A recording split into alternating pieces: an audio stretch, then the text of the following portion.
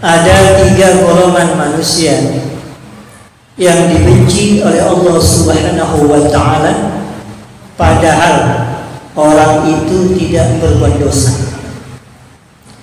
Jadi orang itu tidak berbuat dosa tetapi dibenci oleh Allah Subhanahu wa Ta'ala. Yang pertama kata Rasul kita adalah al-akulu, orang yang banyak makan. Ada di sini. Orang yang makan banyak, yang nggak pernah kenyang, ya, itu termasuk orang yang dibenci oleh Allah Subhanahu wa Ta'ala. Jam 1 makan, jam 2 makan, jam 3 makan, sampai azan masih makan juga. Ya. Perutnya karung, ya. Karung karet yang bisa melar. Kalau karung benar kan masih Jadi para jamaah sekalian, al-akulu, orang yang banyak makan, termasuk orang yang dibenci oleh Allah Subhanahu wa Ta'ala. Karena Nabi kita pernah berpesan, makanlah sebelum lapar, berhentilah sebelum kenyang. Jadi kalau makan jangan nunggu lapar, jangan nunggu perut bunyi, makan. Nah nanti berhentinya jangan nunggu kenyang. Nanti nunggunya sebatas memenuhi perut kita. Karena di perut kita ada 3, ada air, ada udara, ada sari makanan. Ada air, ada udara, ada sari makanan. Nah kalau perut kita semuanya makanan, napas di mana?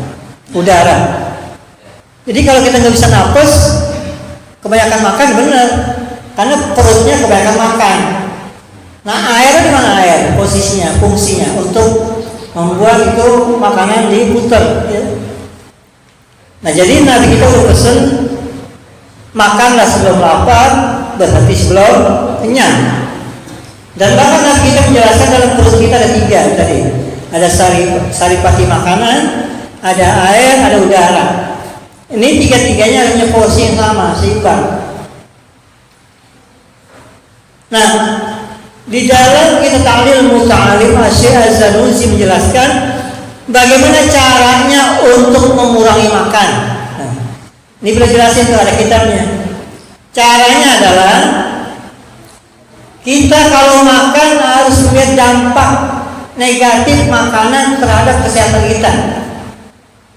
Misalnya kita makan gorengan. Ini kalau penyakit kolesterol yang undang tuh di leher, itu kurangin gorengan. Nah, jadi ulama kita Syekh Az-Zanussi udah ngajarin untuk mencegah penyakit, ya, salah satunya bisa mengurangi makan. Yang kedua apa? Makanlah makanan yang kamu gak suka, gitu. Yang bosenin, tiap hari tempe mulu. Dengan sering makanan kita gak suka, jadi kita kurang makan kita. Tapi kalau makanan itu suka, makan dulu kita. Makan durian, nasi lagi, ya. Durian lagi. Tadi rumah makan, restoran makan lagi. Jadi perut kita makan dulu kerjaan mulut kita, ya. Sehingga di dalam keterangan yang lain dijelaskan dalam sebuah hadis Nabi, dampak daripada makan yang terlalu banyak, satu, menimbulkan rasa malas. Orang banyak makan malas. Aku tidurlah, belum antar aja dah, ngantuk. Yang kedua, orang yang banyak makan mengurangi kecerdasan otak. Ini bukan yang nggak boleh makan, yang kebanyakan makan. Ya. Jadi bukan berarti makan nggak boleh. Makan yang sedang porsinya pagi, sore, malam atau makan tertentu itu silakan. Ini orang yang makan kebanyakan, berlebihan, al-akul namanya, ya, itu bisa mengurangi kecerdasan otak. Jadi belajar malas, mikirnya makan dulu. Yang ketiga, dampak daripada banyak makan, orang itu akan menimbulkan penyakit. Jadi makannya nggak dihitung-hitung, ya. Kalau nasi nggak usah dihitung, ya. Ini makannya apa yang dimakan. udah punya penyakit misalkan, maaf ya, punya penyakit ampek, ya, bengek, makannya yang bikin timbul bengek, ya.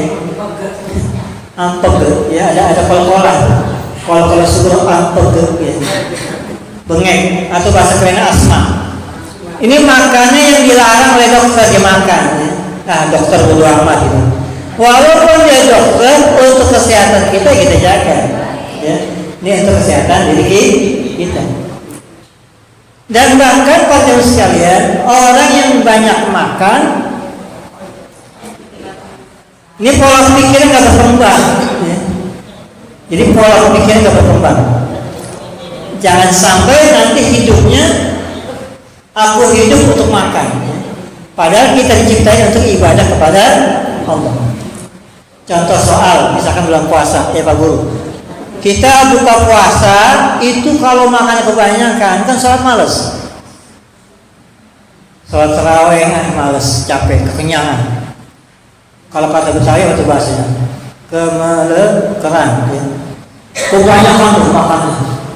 Itu yang namanya dimakan, nasi dimakan, kue dimakan, kue cacing dimakan, kue ulat dimakan, apa yang dimakan. Kekenyangan. Akhirnya apa? Sholat tarawih males. Contoh kecil, sering kita jalan dalam puasa. Ketika kenyang udah lemes, belanja di rumah, TV setel udah, kopi segelas, udah lama-lama nggak kamu salah.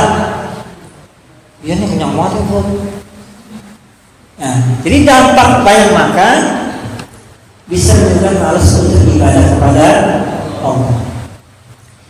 Yang kedua, Bapak sekalian, kelompok manusia yang tidak berbuat dosa tetapi dibenci oleh Allah Subhanahu wa taala adalah al-bakhil, pantat kuning, buntut gasiran.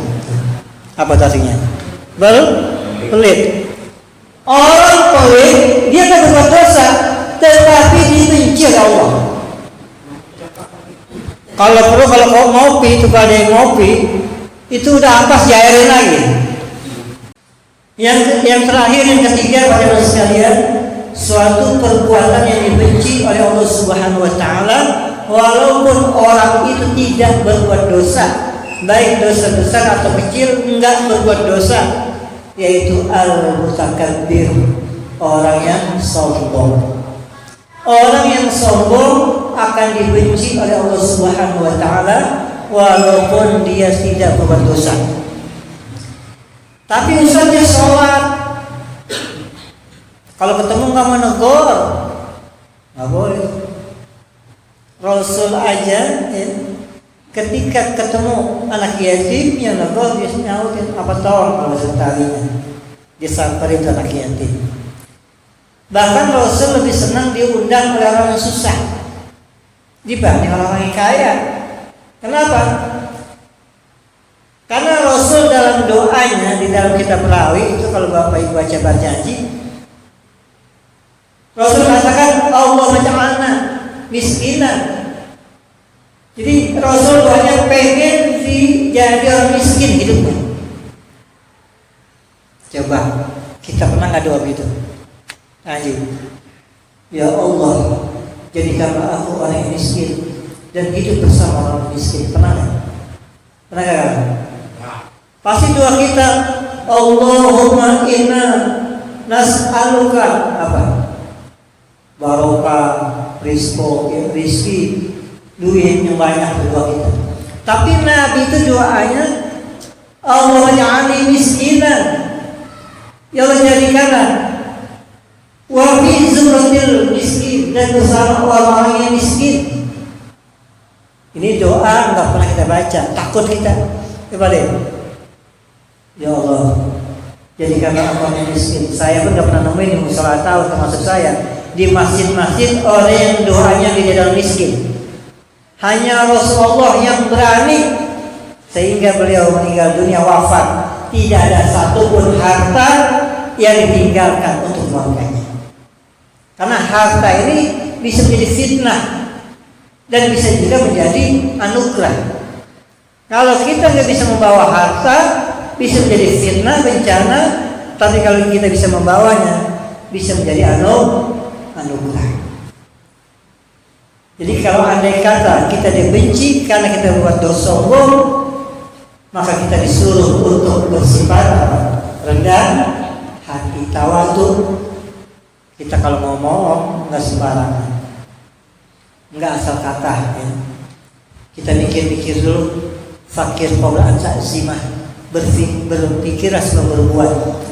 Jadi kita mikir-mikir kalau ngomong, kira-kira saya ketinggian apa enggak omongan saya, menyinggung apa enggak dan sebagainya. Kalau andai kata seseorang diberikan jabatan, diberikan harta, diberikan status sosial yang tinggi, lalu dia berbuat mutakabir, berbuat sombong, maka orang tersebut termasuk orang-orang yang dibenci Allah Subhanahu